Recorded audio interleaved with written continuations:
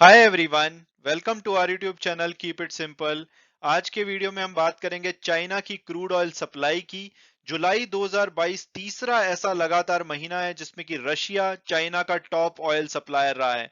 हालांकि भारत ने जुलाई में रशिया से जून के मुकाबले कम क्रूड ऑयल खरीदा है। तो आज के वीडियो में हम इस टॉपिक को डिटेल में डिस्कस करेंगे। और आगे बढ़ने से पहले अगर आपने अभी तक चैनल को सब्सक्राइब नहीं किया तो प्लीज सब्सक्राइब करके हमें मोटिवेट कीजिए। तो सबसे पहले अगर हम बात करें 2021 की, तो रशिया चाइना के लिए हमेशा ही one of the top crude oil supplier था। जैसे कि 2021 में सऊदी अरेबिया इनका नंबर वन सप्लायर था, जहां से इन्होंने 17.4% जितना इनको क्रूड ऑयल इंपोर्ट करना होता है, उसका 17.4% इन्होंने सऊदी अरेबिया से इंपोर्ट किया था। दूसरे नंबर पे रशिया था। अगर हम इंडिया का कंपैरिजन करें तो रशिया यूक्रेन कन्फ्लिक्ट से पहले रशिया हमारा 9वें नंबर का क्रूड ऑयल सप्लायर होता था। और यहाँ पे इराक इनका तीसरे नंबर का सप्लायर है, जो कि भारत का नंबर वन सप्लायर है। फिर आपको Oman, Angola, Kuwait, UAE, Brazil, Malaysia, Norway वगैरह दिखेंगे। 11वें नंबर पे आपको यूनाइटेड स्टेट्स दिखेगा। हाल फिलहाल में चाइना ने यूनाइटेड स्टेट्स से काफी कम ऑयल इंपोर्ट किया है, जिसकी वजह से ये टॉप 10 से बाहर हो चुके हैं। तो अगर हम वैल्यू टर्म में बात करें तो ये जो 15 आपको देश दिख रहे हैं, ये लगभग 2021 में जो ओवरऑल चाइना ने क्रूड ऑयल इंपोर्ट किया था, उसका 92.6% इन 15 कंट्री से आया था। हालांकि ओवरऑल जो इनके क्रूड ऑयल सप्लायर हैं वो 40 से भी ज्यादा हैं। और अगर हम देखें कि भाई सबसे ज्यादा ऑयल जो ग्रोथ है वो किस देश के साथ देखी गई थी, तो मलेशिया में 100% की ग्रोथ देखी गई थी अगर हम 2020 से कंपेयर करें तो। अब आप सोच रहे होंगे मलेशिया, तो मलेशिया से ऐसा आरोप लगाया जाता है कि भाई जो ईरान और वेनेजुएला पे सैंक्शंस लगाए हुए हैं यूएस ने, तो आपको ईरान और वेनेजुएला यहाँ पे नहीं दिखेंगे। लेकिन चाइना ईरान और वेनेजुएला का जो ऑयल होता है वो मलेशिया के द्वारा इंपोर्ट करता है। तो इसलिए मलेशिया का जो ऑयल इंपोर्ट है चाइना को, वो लगातार बढ़ रहा है। इसके बाद कतर, यूके, ओमान, कुवैत कुछ ऐसे देश थे जहां से इनका जो ऑयल इंपोर्ट है वो बढ़ता हुआ दिखाई दिया था 2021 में।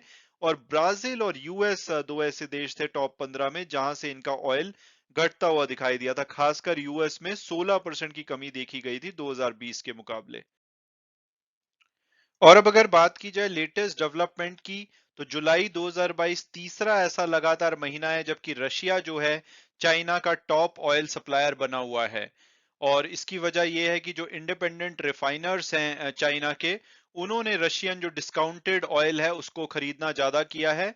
और इसका जो प्रभाव पड़ा है वो अंगोला और ब्राजील जैसे देशों पे पड़ा है, जहां से जो ऑयल इंपोर्ट है चाइना के द्वारा कम किया गया है।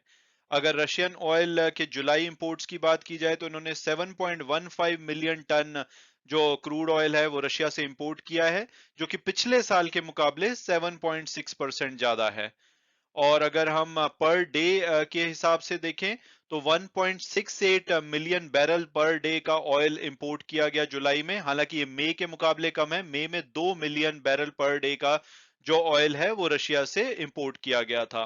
और रशिया चाइना के लिए इनका लार्जेस्ट ऑयल बायर है, यानी कि रशिया जो सबसे ज्यादा ऑयल आज की डेट में बेच रहा है वो चाइना को बेच रहा है। और अगर बात की जाए सेकंड रैंकिंग की, तो वो सऊदी अरेबिया है।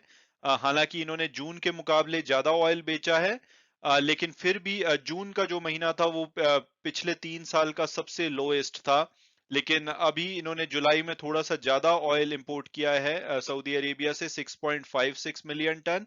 हालांकि पिछले साल के मुकाबले ये 1.6% कम है।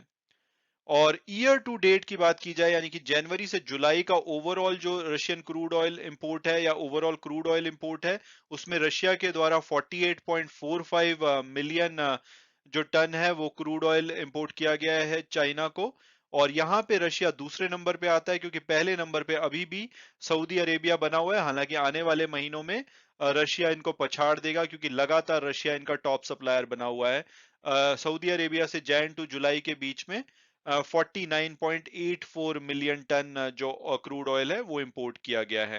हालांकि ओवरऑल जो चाइना का क्रूड ऑयल इंपोर्ट है वो 9.5% गिरा है जुलाई 2022 में, अगर हम पिछले साल यानी कि जुलाई 2021 से कंपेयर करें। और ये जो इनके डेली वॉल्यूम्स हैं ये पिछले 4 साल में सेकंड लोएस्ट है। और उसकी वजह यह है कि जो रिफाइनर्स हैं उन्होंने अपनी इन्वेंटरीज को कम करना शुरू किया है। इसके अलावा जो डोमेस्टिक फ्यूल डिमांड है वो जितनी एक्सपेक्टेशन थी उससे कम रिकवर हुई है।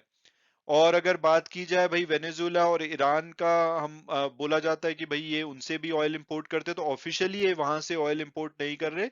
तो जैसे हमने डिस्कस किया कि मलेशिया जहां पे पिछले साल के मुकाबले 183% ज्यादा ऑयल खरीदा गया है, तो मलेशिया को ये यूज करते हैं ट्रांसफर पॉइंट, ऐसा इनके ऊपर आरोप लगाया जाता है कि वेनेजुएला और ईरान का जो ऑयल है पहले मलेशिया जाता है, फिर मलेशिया से चाइना को इंपोर्ट किया जाता है। तो इसलिए उनका नाम डायरेक्टली आपको नहीं दिखेगा, वहां से जीरो दिखेगा, लेकिन मलेशिया से जो ऑयल आ रहा है वो एक्चुअली में ईरान और वेनेजुएला का ऑयल है।